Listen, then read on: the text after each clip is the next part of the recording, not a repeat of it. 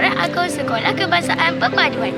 Marilah kita bersama-sama menjayakan mesyuarat ini dengan penuh komitmen dan kerjasama.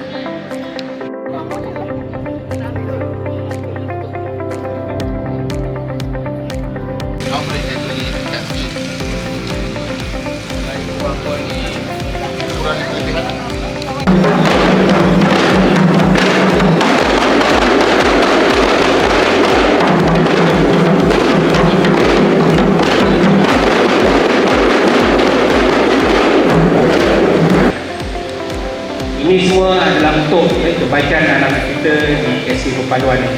Yang dicurahkan demi membentuk generasi yang berilmu, berakhlak dan berdaya saing.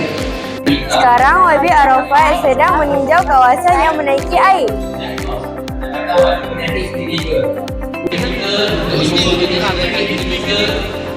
Dia boleh buat 12,500. Kalau betul apa kita minta, pasti kita buka account, tahun selepas pembukaan Assalamualaikum YB. Salam. Terima kasih telah datang ke sekolah kami. Bolehkah kami bertanya beberapa soalan? Boleh. Apakah solusi untuk menangani masalah kenaikan air di kawasan ini? Dalam ucapan saya tadi dah sebut, masalahnya kita dah mengenal pasti masalah berpalitan. So, masalah berpalitan ni kita dah rujuk dengan KKR.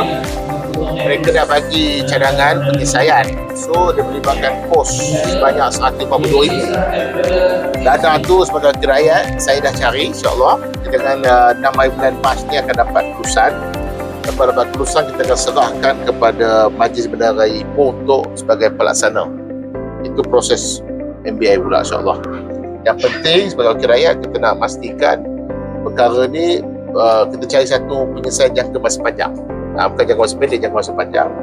InsyaAllah setelah selesai bab ni, tak ada lagi masalah apa nama dia, air bertakung kan. Ayuh bertakung. Ayuh takut. Ayuh. Itu orang Perak. Baik, masih itu je. Terima kasih kerana telah menjawab soalan ini. Okey, bagus. Tahniah kepada TV PSS ya. Zulaikha binti Abdul Rahim selaku Setiausaha PIBG akan membentangkan minit mesyuarat agung PIBG kali ke-25 yang lalu, iaitu pada 10 Mei 2025 pada hari Sabtu. Membubarkan PIBG bagi tahun 2025-2026. Terima kasih. Terima kasih Cik Mustafa. So terbubarlah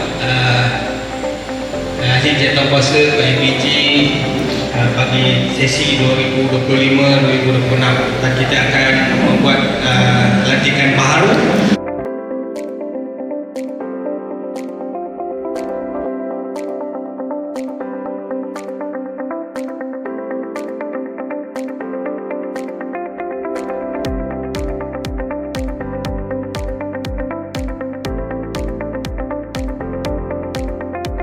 Terima kasih kepada semua yang hadir pada hari ini untuk menjayakan mesyuarat kali ke-26 Sekolah Kebangsaan Perpaduan.